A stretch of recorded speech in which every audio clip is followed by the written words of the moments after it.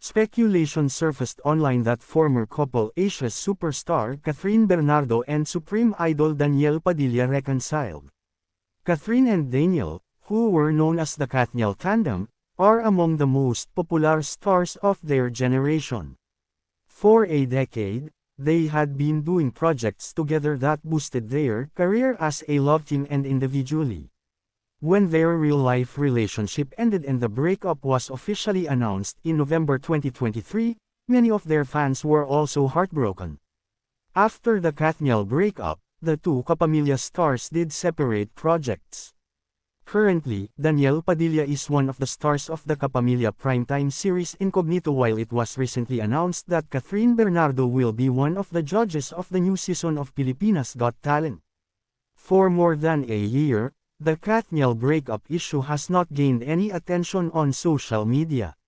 However, in a recent Facebook post that social media personality Sian Gaza shared, he mentioned the former real and real-life couple. According to him, it was 99% sure that Catherine and Daniel reconciled. Breaking news, Catherine Bernardo at Daniel Padilla, nagkaayos na. Confirmed 99.9%. Yung 0.01% ay yung germs na hindi napatay ng safeguard.